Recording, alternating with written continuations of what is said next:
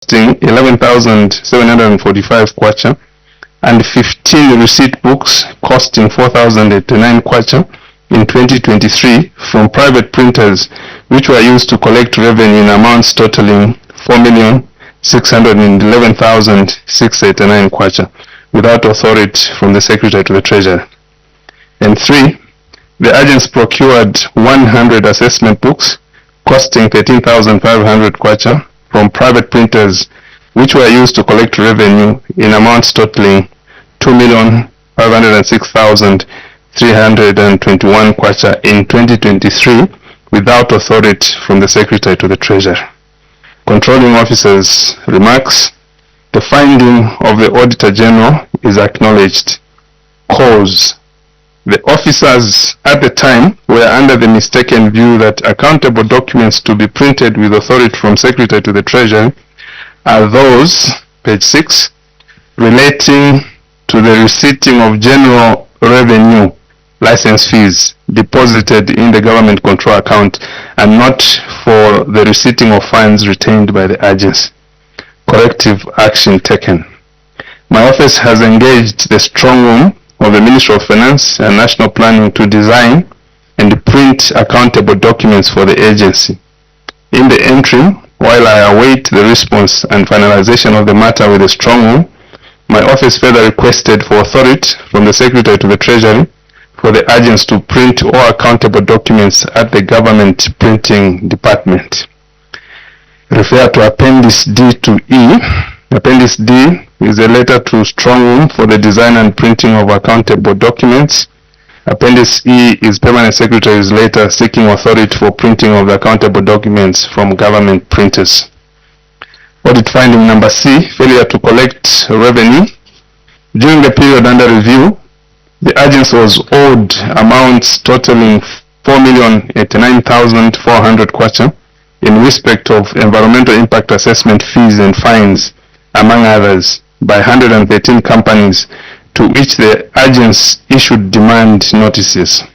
However, as of 31st August 2024, the revenue had not been collected and no further action was taken by the agents.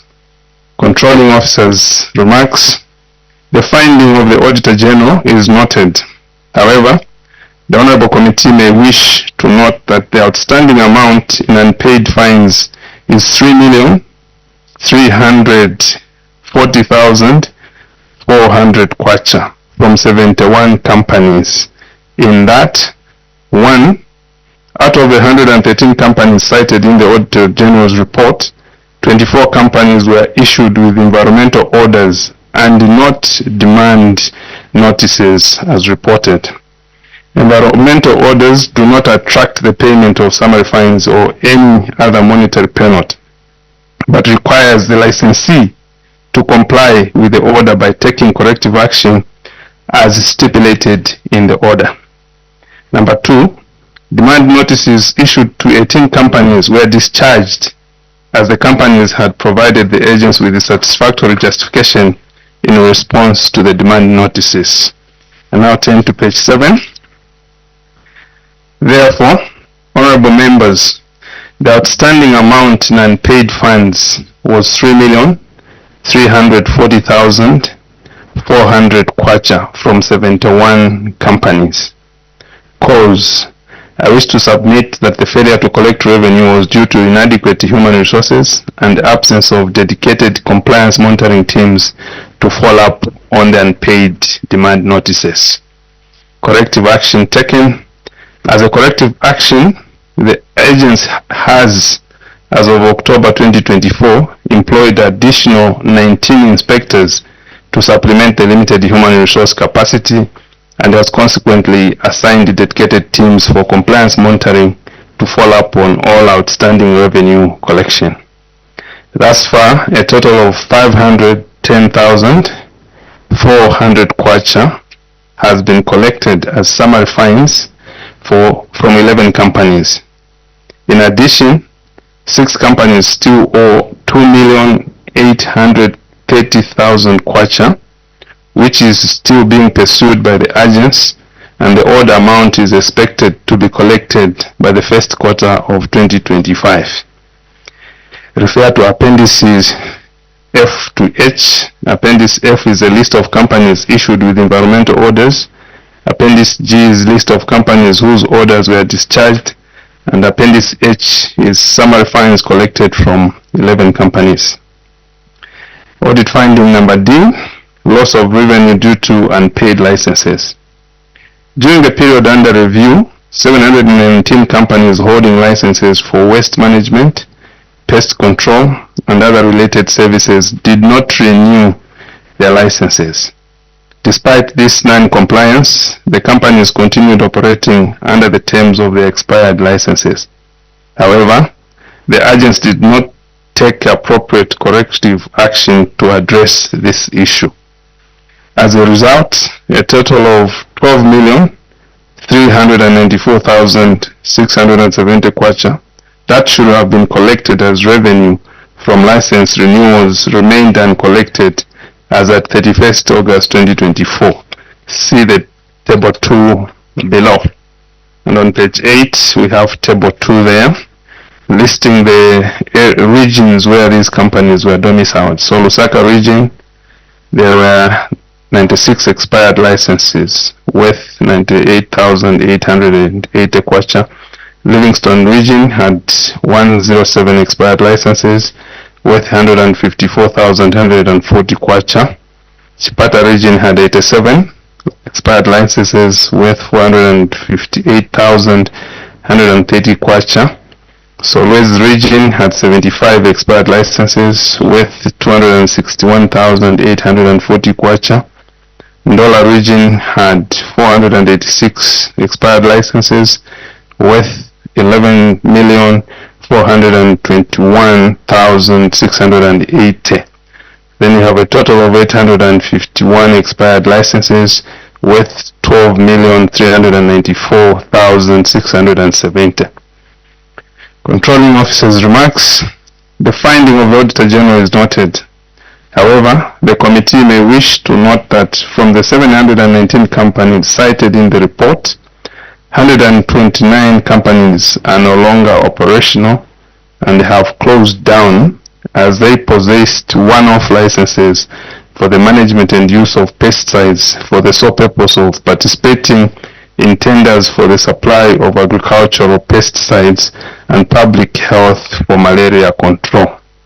Therefore, 9,330,495 kwacha is the uncollected revenue from 590 companies.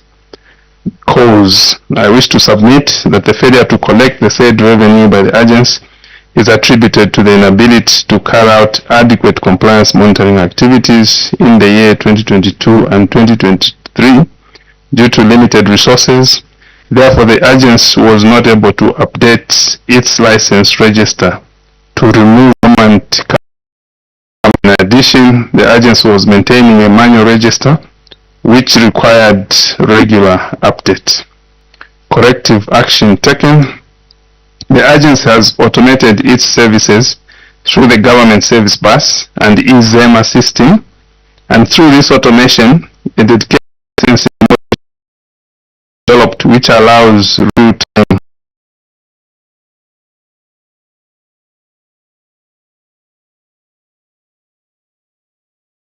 $30,495 kwacha, 6,800,000, I think there's something,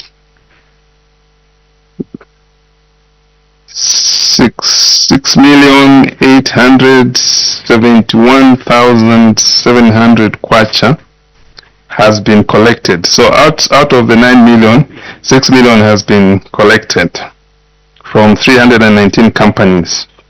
A total of 2,458,794 from 217 companies is still being pursued, from which 501,044 is owed by 20 government institutions.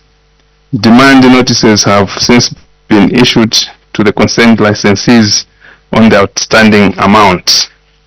Refer on page 9, refer to Appendix I to K Appendix I, companies with one-off licenses that have closed down. Appendix J, revenue collected from 319 companies. Appendix K, revenue owed by 20 government institutions. I submit, Honorable Chair and Honorable Members. Thank you, PS. Honorable Members, you're free to ask questions.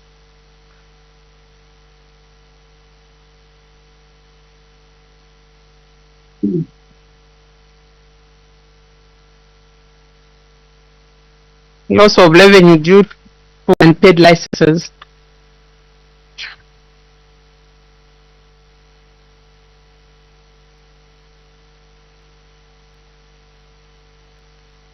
Oh, sorry. Budget against actual revenue correction.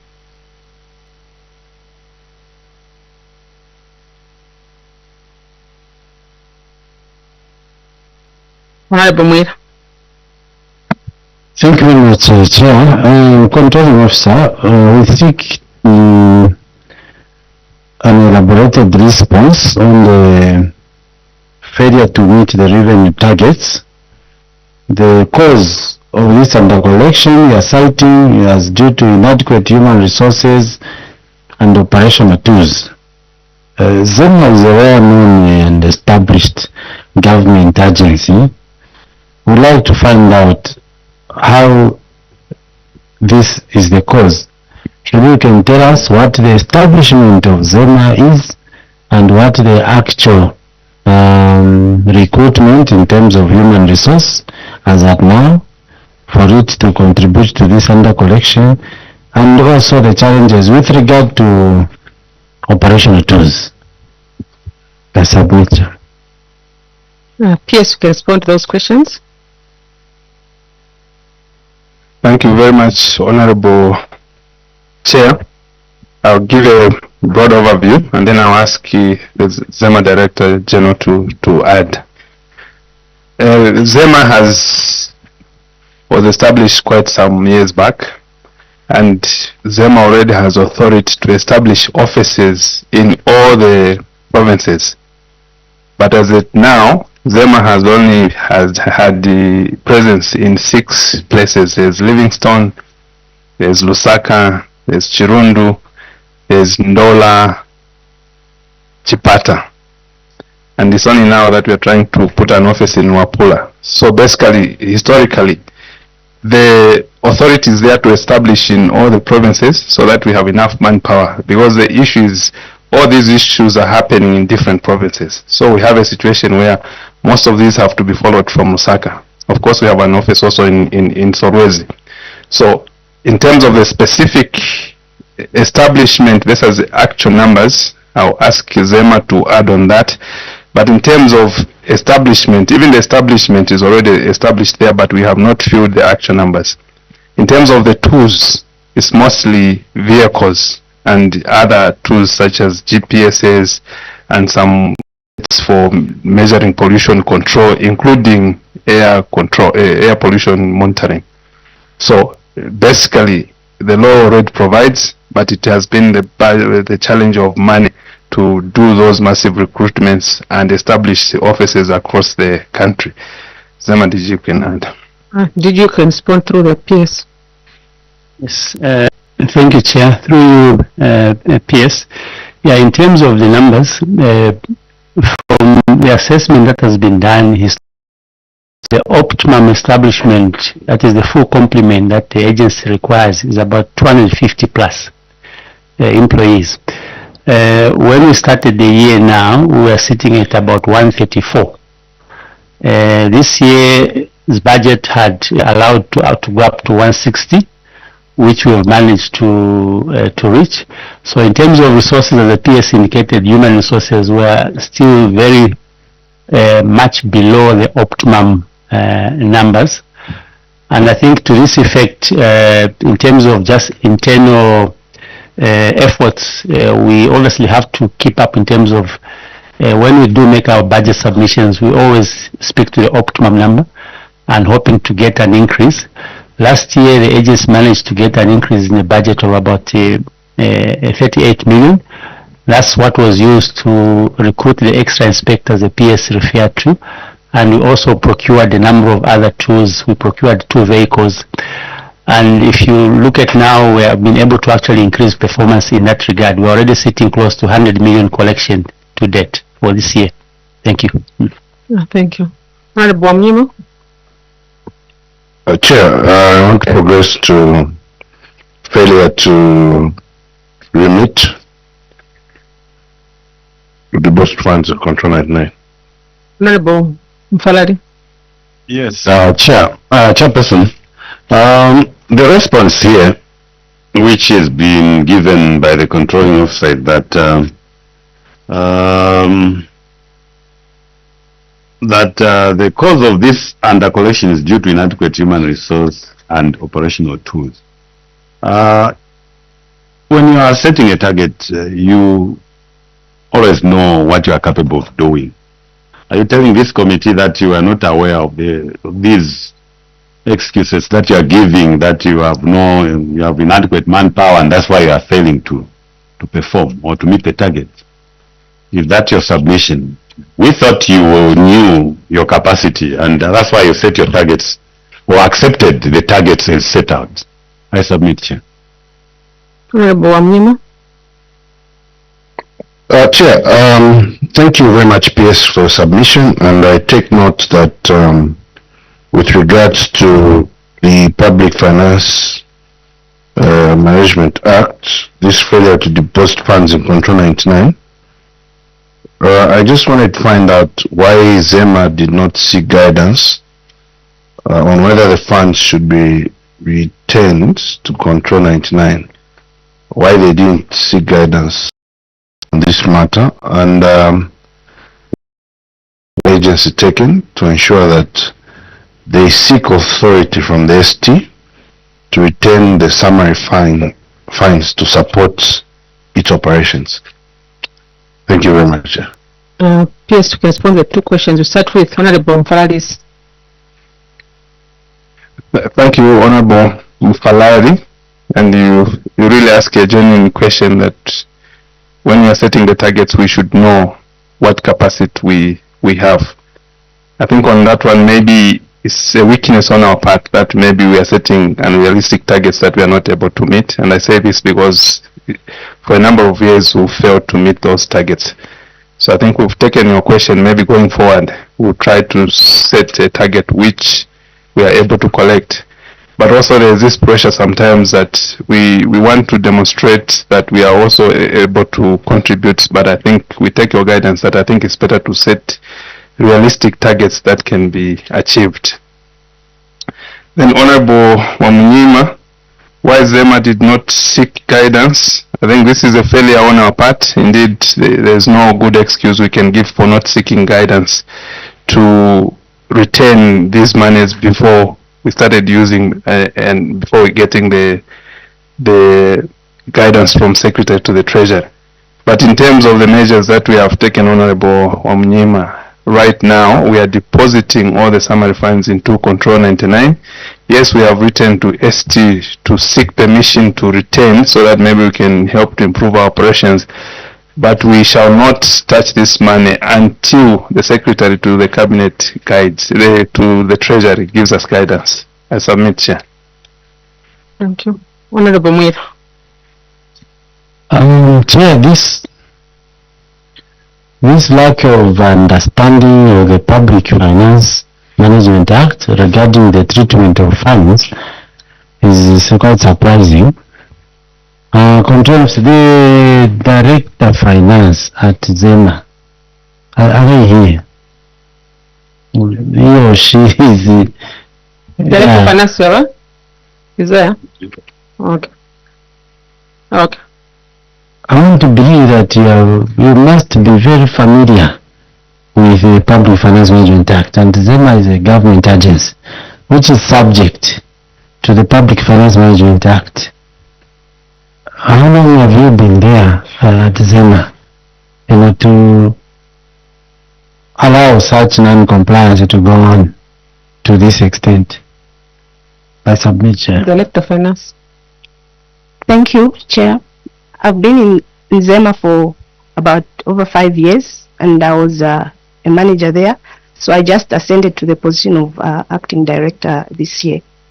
So the situation is that the reason why we retained the fines, we were following the information in our act. There was an amendment of act which was done in 2013, which allowed us to, according to the act, which allowed us to retain the money.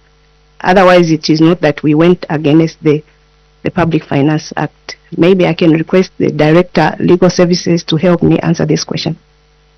No, it's fine. Honorable Mfalal. Chair. Switch off the light, the mic. My question would have actually come to the direction where she was going. Why didn't you consult with your legal officer or your legal person for further clarification to understand what your act gives you, the mandate which it gives you, and also to compare with in terms of finances, Finance Management Act, and other general regulations? You could not consult through your legal person so that you had a better opinion, because you are giving an excuse that you are of the opinion. So we don't know. Could you just advise us whether this opinion was an informed opinion through a legal person or counsel for you to go the direction you went? I submit, Chair. Yes. Thank you, Honorable Mfalali. I think the truth of the matter here, honorable members, we don't have a good excuse for doing what we did. We've made a mistake. We cannot have a justification for this because the Financial Management Act is very clear on what we're supposed to do. It doesn't matter what the act says. There's a Financial Management Act which we should follow in our operations. So I want to submit that this is failure on our part. I submit. Honorable Mwira.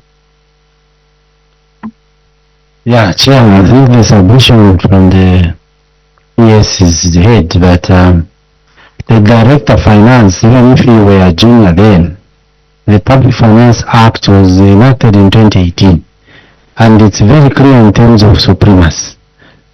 The section is very clear, supremacy section, that if there's any conflict, it's the Public Finance Management Act which must be followed. So that excuse of saying you have an act and then that finance, I think you need to just improve your familiarity with the Public Finance Management Act. That should be homework. I submit, Chair. Honorable Mnyima. Chair, and PS, your submission is correct, but I think as a committee we are concerned that you need to build capacity in your Director of Finance. Because if she is directing finance and wants to consult legal over the PFMA for 2018, then we are worried. We are worried of issues to do with capacity. There is no amendment that in terms of the government resources going to Control 99, no amendment can supersede provisions of the PFMA. So we implore you to build additional capacity, because when as controlling officer, you cannot be everywhere. You need the correct technical advice. Honorable Mkombe. So in addition also, them as a parent ministry, green economy, there's a lot of capacity in there. You have accountants, you have other professionals in the ministry that can also come to your aid. So where you have, where not very clear, you can basically go to the ministry and get guidance from there. Shall submit. Honorable Mfalali. Yeah, there's a legal person sitting at Zema. What is he or she doing? If she is not, if these people can, if the Director of Finance does not understand what the law says, and the legal officer is there to help, and that's why she's paid for. You don't even have to go to the ministry. If the legal person is sitting there, the job of a legal person is to interpret for them, to say this, if you do this, you'll be breaking the law. So what was she doing? Was she consulted or she was not consulted? That's my question which I asked earlier on. Legal person. Who's the legal person? Were you consulted over this matter? Can you respond through the PS? Maybe before she comes in, let me come. I I take the valuable guidance of the honorable members of this committee. Indeed, like Honorable Kombi has indicated, we do have ample capacity at the ministry. What we are going to do going forward, if it means micromanaging each other, because ZEMA is a quasi-government agency. But when things go wrong, the buck stops at me. So going forward, we are going to do whatever it takes. If it means micromanaging ZEMA so that we do the right things, we're going to do that, so that we are sure that we are on firm grounds. Maybe through you, Chair, maybe the legal person can say something if she wants to say something. Legal counsel.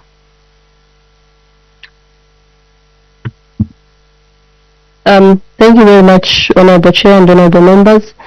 I think the matter that is under discussion, I would like to adopt the submission that has been given by the Permanent Secretary, that from the discussions that are taking place, that there was no justification as to why the funds should not have been sent to Control 99.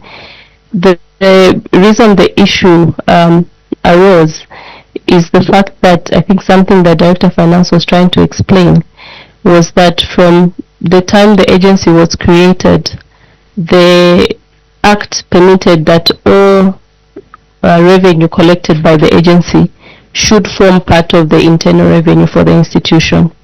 Until 2013, when the Act was amended, and the amendment required ZEMA to start remitting license fees to Control 99.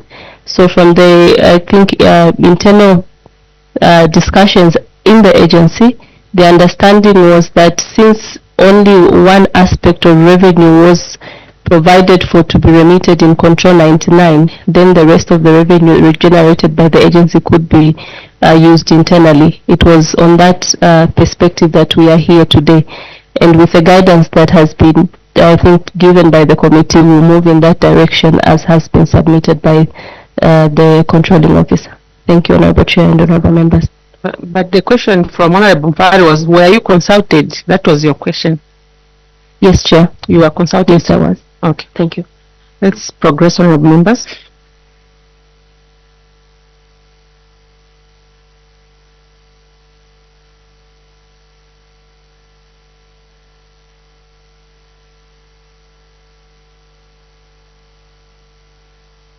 Use of private printed receipts and invoice books. Page 5.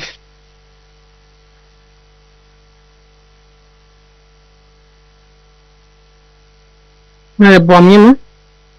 Thank you very much, Chair.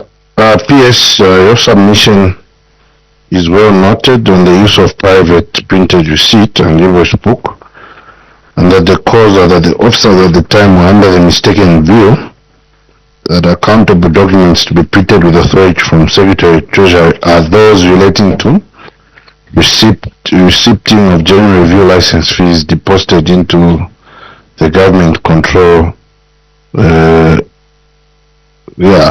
government control account, and not for the receipting of funds. Again, PS, the concern goes back to finance. I mean, for issues of capacity, there shouldn't be this view. At least from what we know from the government accountants. So I think, Chair, this is more similar to the previous question as to why we could have this, if there is a Director of Finance who knows what they're doing. Chair. The Director of Finance. Any comment on this question to the PS? Thank you, Madam Chair. We accept the error that we made. It was out of ignorance that we went ahead and printed with a private print. But are you a qualified accountant? Yes, I am. And you understand the financial regulations? Yes, I do. Okay. Accountant General? Switch off your mic. Thank you, Madam Chairperson. I think what I'm getting here is that the agency needs capacity building, and I'll urge the controlling officer to write to the Office of the Accountant General so that capacity can be provided. so that these queries, Madam Chairperson, may not come here next time. I submit. Thank you, Kanjun. I think controlling officer of head, you have to request for that, because we will not allow excuses of saying capacity building. You have to push. Honorable Mfalari. Chair, I would just want this, what the tones that are coming through it, the tone coming through it, that it has been a tradition on the previous question that they were retaining funds that were supposed to have been deposited in the consolidated account. On this one, they are also saying they are pleading ignorance of general regulations. Now, for how long has this been running? For how long have you been printing receipts outside the control room, outside Ministry of Finance, in short, where it's we are able to, the Ministry of Finance is able to, or the auditors will be able to trace and to know who has which receipt, because it's for control. For how long has these receipts been printed outside the Ministry of Finance? Yes. Thank you, Honorable Chair, and thank you, Honorable Mfalari, for that question. For how long, I may not have the exact number in terms of length, but I think it's been for a while. Zema, do we have somebody who can help us with the number, how long, how many years? Director of Finance. Thank you, Chairman. So from the time we started remitting money to government, we use the receipt from the strong room. The private receipt books which are being talked about are the ones we're using internally for internal purposes. For government revenue, we're using the receipt from the Mike, Director of Finance. Chair, I think Director of Finance shouldn't even submit further. I think we might attract more queries. I think this issue as Accountant General is well guided, because from your submission, you are now may draw the committee to additional questions. You shouldn't, but issues of capacity have been identified.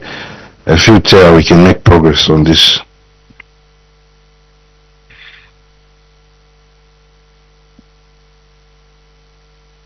It's fair to correct revenue.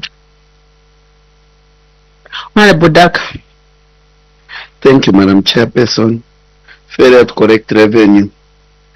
Controlling officer, you have submitted that the cause of this failure is the lack of human resource. At what point did you realize that you didn't have adequate human capital to collect your own targeted revenue? You make your own targets, and then by the end of the year or by the end of time, you fail to collect the targeted amount, and you come to the committee and cite lack of adequate human capital. At what point did you realize that you didn't have adequate human capital? I submit, Madam Chairperson. PS can respond. Oh, sorry, Honorable Wamina. Chair, just a clarification from the PS. I think at audit, this was 4 million. The query was initially 4 million. Now it's come to 3.3. On the premise that some 18 companies, I don't know what really is clear, but maybe just to find out why this wasn't explained to the auditors during audit. I think this query should not even have come here. PS, you have the 2 questions. Thank you very much, Honorable Chair. I'll start with the Honorable Daka's question. At what point did we realize that we didn't have adequate manpower to collect revenue? We are aware from the word go, like DG has submitted, we already have an establishment of 250 inspectors, and it's only recently that we have moved that number to 160, and we still have that gap. So, on the other hand, we are also expected to contribute to revenue collection for government. So there I must admit that there's a bit of pressure on us also to demonstrate that this money you are supporting us with, this is what we are able to give in return. So there again, like Honorable Mfalari advised earlier on, I think we'll try to make sure that we set realistic targets that we are able to meet. But indeed, during this 2024 budget, we were pestering Secretary to the Treasury for quite a long time to ask for help. And indeed, he came through and gave us 38 million for 2024, from which we bought vehicles and we have recruited inspectors. And from that support alone, we can demonstrate now to the Secretary to the Treasury to say, look, because you gave us this help, this is how much we have enhanced our performance. In fact, he was very, very strict when he was asking us to justify how we are going to improve our efficiency. For him to give us that 38 million, we had to do an Excel sheet of how much it costs us to produce one EPB in terms of human resource, in terms of other tools. I don't know, what's the target for this year? Here is the Did you? 109 million. And we're already at 100 million. Maybe PS, Okay. speech of your thing. Let's Yeah, speak to the target this year is 109 million, and we are already sitting close to 100 million collection. for 2024. Yes. Yeah, so that's one way we were trying to demonstrate to ST that if you support us this way, we can also, so if we're already about 100 million versus 109 million, so that's how we could talk. So to answer your question, Honorable Daka, we are very much alive even at the starting point that we do not have adequate resources, but we just wanted to see what it is that we could do in order to try and improve. And then for Honorable Mfalari, we have noted your guidance, and if we had explained these things, maybe we made a mistake in terms of when we were interacting with the auditors, we didn't explain certain things clear, but we have taken your guidance. I submit, Honorable Chair. Thank you. Progress, honorable members. Honorable Mfalari. Almost done with the submission. Just to acknowledge, Chair, that unlike some of the, I heard yesterday, Chair, if you listen, there's a ministry that came and said we have gone the e-way, and because we have gone through systems, it's very difficult for people to be reminded. You are saying, Controlling Officer Doc, you are saying you have come up with the corrective measures to some of these license collection is for you to have a dedicated line, which is a module in licensing, where I have Zambia. And I have to acknowledge there was a time I told my people to apply, and it automatically responded real time, which is commendable. But I'm asking now, in reference to one of the ministries which came here, when they have gone the e-way and they are using technology to reach out to people, has this system that you have introduced, which is real time, got reminders on it? Say I pay whatever for license, and when it's almost due, it reminds me, or you are able to be reminded, so to send a reminder to me, so that I am able to pay on time. Has it got that functionality on it? I submit, Chair. PS can respond to that question. Thank you very much, Honorable Chair, and thank you very much, Honorable Mfalari. Indeed, the goodness with the system is that it tracks from the time the submission is made, tracks on who's sitting with the submission and their timelines within which those submissions are supposed to be responded to. But every technology can only work well with the complement, or when complemented by human people. So here we have dedicated people who have to follow there on the submissions, so that they see where exactly the submissions are sitting. For example, the first thing that has to happen when the submission is made is a screening. For example, if it's environmental impact assessment, you need to screen and advise the client whether they need an EPB or they need a full environmental impact assessment. So again, much as we have automated, if we do not have human people also to quickly do that and then respond, we may delay. So what we have done is, yes, the system is going to show where the submission is, and there are people who are checking it around the clock. And those people also are responsible to call the client, because one of the issues also where we have been having delays is we'll receive the submission, we'll do the review, and then we sit without communicating to the client. So to answer your question, Honorable Falari, is yes, indeed, there are measures to remind and also to contact the client to tell them what the status of the application is. I submit, Honorable Chair. Honorable members, any questions on this issue? Loss of revenue due to unpaid licenses? We are done. Thank you so much, PS. I think what is coming out from your submission, PS, is the issue of lack of human capital in your ministry or in your, especially ZEMA, which you need to push through ST or through Accountant General's office so that you can have the capacity. And also the people that you have, also you need to capacity build them so that even if you don't have the extra human capital, those they can do something, like especially the one in financial. It's a very strategic department in the ministry that she needs to understand what is going on. And like giving excuses, Madam Director Finance, Acting Director Finance, you need to at least work on your own, that what is wanted by government is this. Understand the financial regulation of your country so that you are not caught up in these issues. So thanks so much, PS. At this juncture, I lift your minute. You are free to go back to your office. Thank you so much. Thank you so much, Honorable Chair. Thank you so much, Honorable Members. Thank you.